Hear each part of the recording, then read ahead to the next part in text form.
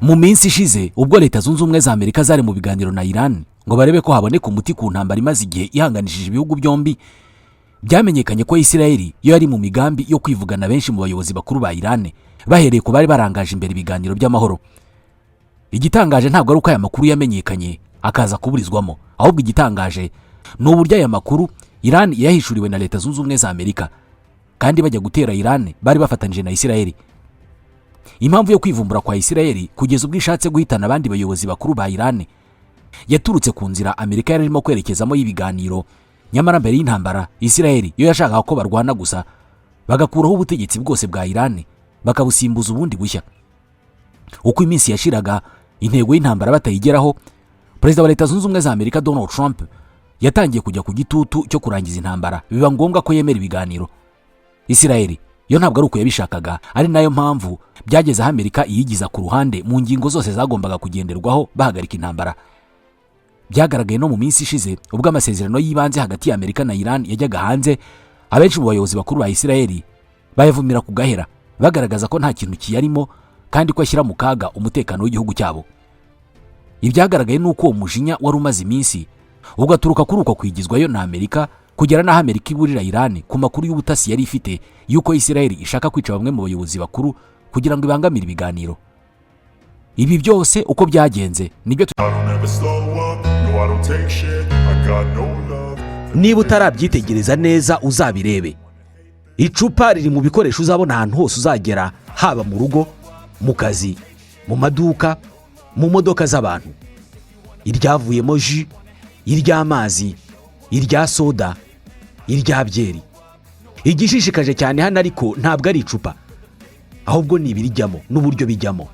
Ibi nitwe tubikora, twebwe na Van Machine. Turi uruganda rukora imashini zikora ibirebana no gufunga ibisukika mu macupa, kuva ku kubishyiramo, gupfundikira, gushyiraho ibirango, byose mu kanya gato cyane. Izi nganda nyinshi ubona zikora ibyo kunywa n'ibindi bisukika, inyinshi muri zo zikoresha imashini zacu, twebwe na Van Machine. Tumaze imyaka myinshi cyane dufasha abanyenganda zikora ibyo kunywa kubikorana isuku kinyamwuga, vuba kandi mu buryo bwunguka. Imashini zacu zirizewe cyane mu gushyira mu macupa za jus, fanta, byeri, kombucha, amavuta, ubuki, amasose akorewe mu nganda n'ibindi. Niba ushaka gutangiza uruganda rukora ibinyobwa cyangwa se ibindi bisukika, ukeneye na Van Machine, kubera ko tukugurisha imashini, aba engineer bacu bagahita bazinstalla iwawe mu gihe gito, bagahugura abakozi bawe mu kuzikoresha kandi bagakomeza gukurikirana izo mashini umunsi ku wundi, bakanaha abakozi bawe inama zihoraho. Muri na Van Machine ntabwo twubaka imashini nziza gusa, ahubwo dukabya inzozi zawe zo kuba umunyenganda wunguka. Duhamagare cyangwa twandikire kuri WhatsApp kuri iyi nimero, akamenyetso ko guteranya 250 78 38 38 080. Nimero yacu yo mu Bushinwa ni akamenyetso ko guteranya 86 15 60 15 63 990. Wanatwandikira email kuri info@navan-machine.com. Amakuru yagiye hanze avuga ko abanyamerika bamaze kumenya ko Israel irimo gucura umugambi wo kwica abayobozi bakuru muri Iran, ngo bagize ubwoba bw'uko kubica bizasubiza inyuma ibiganiro byari bigeze. Amerika iyo yashakaga ko intambara irangira, by'umwihariko Iran ikemera gufungura umuhora Hormuz umaze igihe ufunze kandi ari unyuramo byinshi mu bicuruzwa biva cyangwa se bijya mu burasirazuba bwo hagati. Mu bayobozi ba mbere Israel yashakaga kwikiza harimo minisitiri w'ububanyi n'amahanga wa Iran ariwe Abbas Araghchi, ndetse na perezida w'inteko ishinga amategeko Mohamed Ghalibaf. Aba banyamerika bamaze kumenya aya makuru babwiye Israel ko atari byiza, kubera ko abo bagabo babiri nibo bari ku ruhembe rw'ibiganiro byatumye habaho amasezerano y'agahenge. Israel ntabwo yigeze ibyemera, yakomeje gutegura uko izabica, maze biba ngombwa ko Amerika imenyesha abahuza kugira ngo baburire Iran irusheho kurinda abayobozi bayo. Abanyamerika bangaha ko urupfu rwa Araghchi na Ghalibaf ruzasubiza ibintu rudubi, kubera ko mu minsi bari bamaze baganira bababonaga nk'abagabo bashyira mu gaciro kandi bashaka ko ibibazo ibihugu byombi bimaranye igihe birangira. Ikindi nuko Israel yari itangiye kurenga umurongo, kubera ko guhera mu kwezi kwa gatatu muri uyu mwaka ubwo ubutegetsi bwa Donald Trump bwanzuraga ko bugiye kujya mu nzira y'ibiganiro, bwasabye Israel guhagarika kwica abayobozi ba Iran. Ikinyamakuru The Washington Post kivuga ko Israel yanze kumva uwo muburo, ikomeza gutegura kwica abayobozi ba Iran ihereye ku bari kugira uruhare mu biganiro. Amerika kugira ngo bitazayibarwaho yabonye ko nta bundi buryo busigaye atari ukuburira Iran kugira ngo yerekane ko yitandukanije na Israel. Aaron David Miller wahoze mu bubanyi n'amahanga bwa Amerika yabwiye itangazamakuru ko kutumvikana kwahise kugaragaza umwuka mubi uri hagati ya Amerika na Israel. Ibihugu bimaze igihe kinini ari inshuti zikomeye. Ati ibi byerekana ukunyuranya gukomeye kucyo ibihugu byombi byagiye mu ntambara bishaka, bikagaragaza kandi uburyo minisitiri w'intebe wa Israel Benjamin Netanyahu yamaramaje ku gukora ikintu icyo ari cyo cyose cyatuma amasezerano atagerwaho.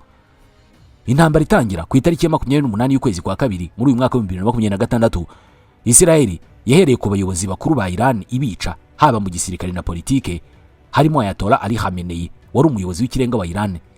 Ingabo za Amerika zo muri iyo ntambara zari zishishikajwe no gusenya intwaro n'ibindi bikoresho bikomeye by'igisirikare cya Iran kirwanira mu mazi no mu kirere n'ahakorerwa cyangwa se hakabikwa misile zirasa kure. Binjiye mu ntambara icyo bashaka ari ugukuraho ubutegetsi bwa Iran, ariko hashize iminsi mike abayobozi ba Amerika baza gusanga bibeshya, babona ko gukuraho burundu ubutegetsi bwa Iran bitazakunda. Byabaye ngombwa ko bahindura uburyo bw'imikorere, batangira kwemera ibiganiro. Nubwo Amerika yari yemeye gufata indi nzira, Israel yose ko yabyemeraga. Yashaka ko bakomeza kwica abayobozi ba Iran bose bafite ijambo rikomeye. Nibwo mu kwezi kwa gatatu hishwe Ali Larijani wari umunyamabanga w'inama nkuru y'umutekano muri Iran. Hari amakuru avuga ko Amerika byayirakaje cyane kubera ko Ali Larijani yari umwe mu bantu bakomeye bashoboraga kwizerwa bakajya mu biganiro kandi bagatanga umusaruro. Ali Larijani amaze kwicwa, Israel yakomeje gushaka kwica abandi ihereye ku bari bamaze kwigaragaza nk'abayoboye intumwa za Iran zitabira ibiganiro, barimo Arachi na Galibaf. Aba nibo batumye mu kwezi kwa kane hasinywa amasezerano y'agahenge ndetse n'andi yibanze aherutse gusinywa mu kwezi kwa gatandatu yose agamije guhosha intambara.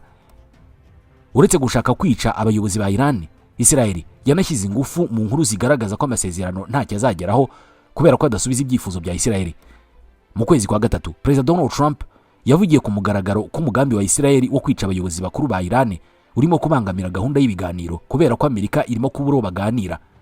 Yabwiye abanyamakuru ati birakomeye cyane kubera ko abayobozi hafi ya bose barishwe kandi ntabwo nifuza ko abayobozi bicwa.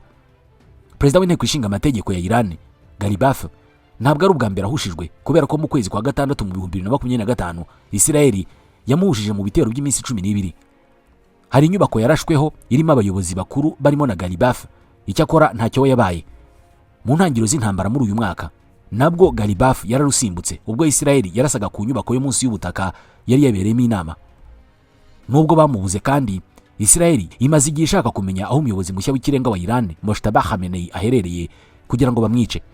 Ibi byose byatumye Amerika igira impungenge ndetse na bimwe mu bihugu byo mu burasirazuba bwo hagati byagaragaje ko iyi myitwarire ishobora gutuma intambara irushaho gukomera aho koroha. Impamvu nuko abayobozi ba Iran baramutse bakomeje kwicwa, Iran yaba ifite impamvu zifatika zo kwivana mu biganiro hagakoreshwa ingufu za gisirikare gusa. Uku kwitambika Amerika mu biganiro byatumye kenshi habaho gushwana hagati ya Donald Trump na minisitiri w'intebe wa Israel Benjamin Netanyahu. Nko mu kwezi kwa gatanu mu 2026, Donald Trump yahamagaye Netanyahu kuri telefoni amubwira nabi cyane. Netanyahu yavuze ko ibyo Iran irimo byo kujyana Amerika mu biganiro ari ubushukanyi, ngo kubera ko ntabwo ishobora kubahiriza ibyizemerera mu biganiro byose. Mu gihe Donald Trump watari ko yabyumvaga, yageze nahabwira minisitiri w'intebe wa Israel ko mu gihe Amerika yabona ko Iran irimo kwizigiza mu gushyira mu bikorwa ibizaba byemejwe mu masezerano, ngo hazaba hakiri uburyo bwo kuyirasaho, kubera ko gusinya amasezerano ntabwo bivuze guhagarika kugenzura uburyo ashyirwa mu bikorwa. Israel ishaka ko intambara ihagarara ari uko ubutegetsi bw'Abayatollah muri Iran buvuyeho cyangwa se bugacibwa intege cyane ku buryo busigara butagira n'urwara rwo kwishima, mu gihe Amerika yo ikiraje ishinga ari uko Iran ihagarika gahunda zayo zo gutunganya uranium izakorwamo intwaro kirimbuzi ndetse n'iyamaze gutunganywa igashyikirizwa abanyamerika bakayitwara. Ibi byo gukuraho ubutegetsi Donald Trump yamaze kubona ko bidashoboka kubera ko bajya gutangira intambara. Israel niko yabigaragaje, ariko ibyo yateguye byose byaranze. Mbere yuko intambara yo muri Iran itangira mu kwezi kwa kabiri muri uyu mwaka, Netanyahu yagiye gusura President Donald Trump n'itsinda ry'inzego z'umutekano z'icyo gihugu, agaragaza ibimenyetso byose yavugaga ko bafite byerekana ko igihe ari iki ngo ubutegetsi bwa Iran buveho. Muri iki kiganiro ngo bagaragaje video irimo abayobozi bazabafasha kuyobora Iran ubutegetsi badashaka nibumara kuvaho. Muri abo bayobozi Israel yagaragaje harimo Reza Pahlavi, umuhungu wa Shah Pahlavi wahirizwe ku butegetsi muri Iran mu 1979. uyu kuva se yahirikwa yahise ajya kuba muri Leta Zunze Ubumwe za Amerika, ari naho akiri kugeza amagingo aya. Vuba aha byavuzwe ko mu Bayisiraheli yerekanye ko bashobora kuyobora Iran, ngo harimo na Mahmoud Ahmadinejad wayoboye Iran nka perezida kuva mu 2005 kugera mu 2013. Uyu ari mu barashwe ubwo intambara yatangiraga, bikavuga ko yakomerekejwe n'ibisasu byarashwe ku bamurindaga kugira ngo abone uko abacika ahunge. Ibindi Netanyahu yabwiye Donald Trump mbere y'uko intambara itangira ngo nuko byashobokaga ko baramutse bihutiye kurasa Iran byaba ari ugusenya burundu gahunda icyo gihugu cyatangije yo gukora intwaro zirasa kure. Aha ngo bijije Donald Trump ko izi ntwaro n'inganda zizikora baba bazishwanyaguje mu byumweru bike cyane. Kubera kurasa ubutegetsi bwa Iran mu buryo bukomeye, ngo babwiye Donald Trump ko Iran itazabasha kugira ubushobozi bwo kujya gufunga umuhora wa Hormuz, bityo ko nta ngaruka zikomeye iyo ntambara izagira ku bihugu by'inshuti za Amerika biri mu karere. Urwego rw'ubutasi rwa Israel Mossad rwagaragaje ko izo ntambara nizitangira imyigaragambyo muri Iran izongera ikaduka, kandi ko maneko za Israel ziteguye gufasha kugira ngo iyo myigaragambyo igire imbaraga. Ibyo ngo byari gutera moral abatavuga rumwe na leta, bityo bakinjira mu rugamba rwo guhirika ubutegetsi. Abanya-Israel banagaragaje ko hari indi karita bashoboraga gukoresha ubutegetsi bwa Ayatollah bukagwa byihuse. Iyo karita yarimo gukoresha abarwanyi b'Abakurde baturutse muri Iraq bagatangiza intambara yo kubutaka muri Iran. Aya makarita yose Israel yasobanuriye Amerika yanze gukora kubera ko uretse kwica abayobozi bakuru ba Iran ku munsi wa mbere w'igitero, ibindi byose byarananiranye. Bari bijeje Amerika ko intambara nikabya izamara ibyumweru bitatu, dore bibaye amezi 4 kandi ntabwo birajya mu buryo uko byahoze. Ibi byose nibyo byatumye Donald Trump ashaka ubundi buryo bwo kwemera ibiganiro, dore ko uko intambara yakomezaga n'ububiko bw'intwaro za Amerika bwarushagaho kugabanuka cyane, kandi inganda zikora intwaro zikagaragaza ko zititeguye gukora byihuse izindi ntwaro zisimbura zakoreshejwe. Ibi byiyongeraho ko muri uyu mwaka muri Amerika hazaba amatora y'abadepite n'ay'inzego z'ibanze azwi nka midterm elections. Kubera icyasha cy'iyi ntambara birashoboka cyane ko ishyaka ry'abarepublicain rizabura ubwiganze haba mu badepite no muri Sena. Ibi byose bihangayikishije cyane Donald Trump kubera ko abademokrate babaye benshi mu mitwe yombi y'inteko ishinga amategeko bamuzonga cyane. Uburyo bwiza bwo kwigarurira imitima y'Abanyamerika no kurangiza iyi ntambara, ibiciro ku masoko bigasubira ku murongo. Niba Israel izemera gushyira ibirenge hasi ikumvira Amerika cyangwa se izakomeza kubaga ikifasha muri uru rugamba, nibyo dutegereje kuzareba. Mwakoze kutwumva. Je nitwa Ismael Mwanafunzi.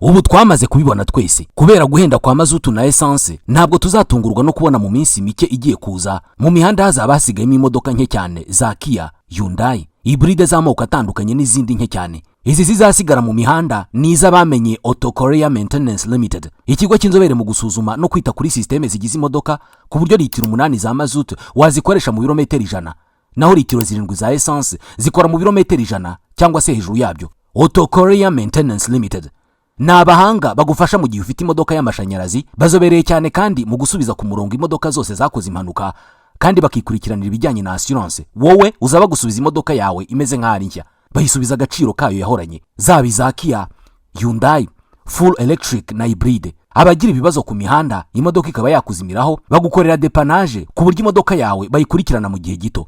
Abafite imodoka zikoresha mazutu muri Auto Korea Maintenance Limited bazikorera maintenance bakoresheje imashini zabugenewe, batiriwe bafungura imodoka, ubundi imodoka igatangira kunywa bike cyane. Ibi igiciro kibikomoka kuri petrol kirabidutegeka twese. Ni n'abahanga cyane mu gusuzuma no gukora neza imodoka z'amashanyarazi. Abarimo kuzigura ntimugire impungenge, ni mubagane ku mashami yabo i Gikondo mu mujyi wa Kigali ni Nyamata mu Bugesera. Bahamagare cyangwa bandikire kuri 07 86 20 60 54. Auto Korea Maintenance Limited niyo makiriro imodoka zacu zisigaranye.